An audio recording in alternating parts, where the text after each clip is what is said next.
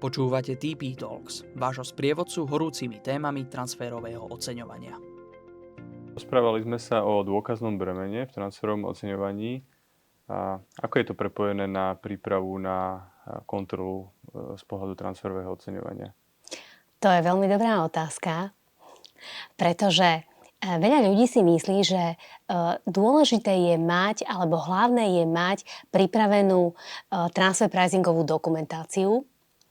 A to teda je trošku mylná informácia, pretože toto je len nevyhnutný predpoklad. Určite to nie je dostačujúce ísť do TP kontroly len s transfer pricingovou dokumentáciou. Tá určite teda by mala byť podľa možností čo najdetálnejšia. Tá argumentácia by tam mala byť premyslená podľa možností teda čo možno najnepriestrelnejšia, ale v každom prípade je to len, tak ako si povedal v minulom rozhovore, je to len určitý formálny sumár tvrdení daňového subjektu, že vlastne tak, ako deklaroval svoj základ dane v daňovom priznaní, a teda pokiaľ si neurobil nejakú úpravu z titulu transferových cien v daňovom priznaní na riadku 110, tak de facto tvrdí, že jeho transferové ceny sú v poriadku, sú v súlade s princípom nezávislého vzťahu. Ale tá samotná transferová dokumentácia nevyčerpá vlastne to dôkazné bremeno, pretože keď príde správca daní na daňovú kontrolu, tak fakticky overuje tento súbor tvrdení, ktoré sú v TP dokumentácii ďalšími mnohými a dalo by sa povedať, že aj veľmi rozsiahlými dokumentami, evidenciami, dôkazmi, a je väčšinou na daňovom subjekte, že aké daňové dôkazy vlastne poskytne. V tomto smere správca dane veľmi zriedka, takmer nikdy nedáva žiadny hint tomu daňovému subjektu, že čo asi by chcel vidieť, aby ho to uspokojilo. Čiže v tomto prípade je veľmi dôležitá príprava daňového subjektu, ktorý by sa mal zamyslieť, že fajn, toto tvrdím v TP dokumentácii, ale čím to viem podložiť, že naozaj tieto tvrdenia sú pravdivé a že im teda správca dane uverí. Čiže určite sa dá povedať, že to nie je vôbec ani o tom, že by niekto predpokladal, že v tej daňovej kontrole bude stačiť základná dokumentácia a ani tá úplná dokumentácia v podstate nie je dostatočná, ale pretože k tomu treba ešte aj ten dôkazný materiál. Presne tak. Vlastne, ak by som premostila na to, že s čím sa najčastejšie stretávame pri daňových kontrolách vlastne v týchto našich slovenských reáliách, tak pri každej TP kontrole, dá sa povedať 99% kontrol, správca dane vždy veľmi dôsledne preveruje ten deklarovaný rizikovo-funkčný profil daňového subjektu. Ten rizikovo-funkčný profil fakticky definuje určitú mieru autonómnosti toho vlastne slovenského podnikateľa alebo tej slovenskej dcerskej spoločnosti, do akej miery vlastne robí tie kľúčové biznis rozhodnutia. A toto je dôležité hlavne vtedy, keď ten daňový subjekt na Slovensku trebárs vykázal stratu a teda tá jeho pozícia je taká, že vlastne tvrdí, že tú stratu vlastne vykázal nejakými svojimi vlastnými zlými možno rozhodnutiami alebo nejakými vlastnými zlyhaniami. A práve toto je niekedy jadro problému, že vlastne treba to dokázať. Treba to dokázať aj inými dôkazmi, len ako nejakými tvrdeniami. A vlastne vtedy sa dostávame do situácie, že je potrebné trebárs vytrekovať, že fajn, tak ako sa urobilo toto konkrétne rozhodnutie, alebo vlastne ktoré sú to vlastne tie dôvody, ktoré treba zviedli ku tej strate, lebo väčšinou to nebýva len jeden dôvod, býva to nejaký komplex dôvodov. Treba prípadne aj porozmýšľať nad tým, že či vieme povedať nejakú mieru tých jednotlivých dôvodov a potom priradiť možno, že zodpovednosti alebo teda funkcie, ak by som teda chcela byť v tej hantýrke transferového oceňovania, či skutočne tá strata je výsledkom funkcie, ktorá bola na lokálnej úrovni.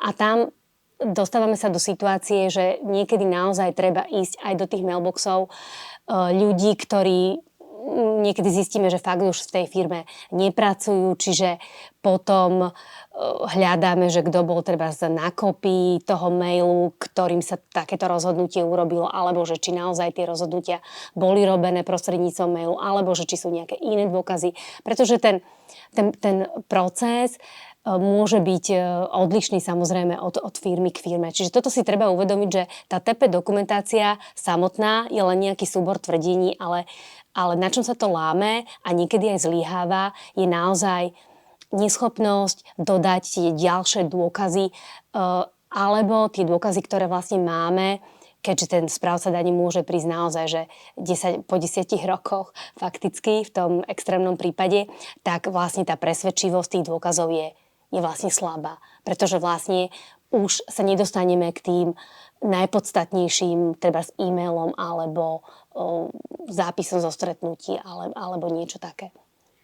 A Saška, sú tam ešte nejaké iné témy, ktoré sú bežné v rámci daňovej kontroly? Okrem teda možno to čo si ten spomenula. rizikovo-funkčný profil, áno. A potom určite sa stretávame s tým, alebo dá sa povedať, že takmer pri každej kontrole daňový úrad preveruje tzv. Porovnávaciu štúdiu alebo benchmarking study, ktorá teda väčšinou býva pripravené na základe tej najčastejšej komerčnej databázy TP Catalyst. Treba povedať, že správca dane má plný prístup do TP Catalystu. Takmer vždy to využíva. Vždy si urobí tú prácu, že vlastne preverí všetky tie kroky. Čiže toto je ďalšia taká oblasť, kde naozaj neoplatí sa na tej porovnávacej štúdii nejako šetriť v zmysle, že teda si to treba daňový subjekt, ktorý nemá prístup do TP Catalystu, že by si to vlastne pripravil nejako alternatívne, lebo sa mu to môže vypomstiť a naozaj vlastne potom dáva veľký priestor správcovi dane, aby ten jeho dôkaz odmietol a vlastne potom správca dane prichádza s vlastným dôkazom, pripraví si vlastnú porovnávaciu štúdiu a tam už je pomerne ťažšie zo strany daňového subjektu uplatňovať nejaké námietky alebo nejako ju unblock odmietnúť. Ja by som možno k tým témam tých daňových kontrol spomenul ešte, že určite preverujú aj služby, ktoré sú poskytované zo skupiny. Pokiaľ sa nejedná teda o deklarovanie nejakého plnoprávneho funkčného profilu, tak sa zameriavajú aj na samotné služby, pretože tamto je potom ťažisková téma a preukazovanie toho, či tie služby boli poskytnuté, ako benefitovali, či by sme si tú službu nevyhnutne objednali aj od niekoho iného. A tam opäť je to prepojené s tým dôkazným bremenom. Je potrebné ukázať, čo nám bolo poskytnuté, že sme si to reálne objednali, že to bolo pre nás benefitujúce. A že to súvisí s našim rizikovo-funkčným profilom napríklad aj. Či skutočne tú službu fakticky potrebujem na ten môj limitovaný profil, ktorý vlastne možno, že nezahrňa tú funkciu, ku ktorej sa viaže, dajme tomu, niektorá z tých služieb zo skupiny. A možno by som ešte spomenul, čo sa týka napríklad finančných transakcií, nie je to zatiaľ úplne možno ťažisko tých daňových kontrol, ale stretli sme sa už napríklad aj s tým, že správca dane preskúmava nielen samotný benchmark a to, že ako je nastavená úroková sadzba, ale pozerá sa aj na to, či naozaj sa má jednať o dlhové financovanie alebo presne financovanie tak. cez vlastné imanie. A to by som ani nepovedala, že to je okrajová téma u nich. Povedala by som, že už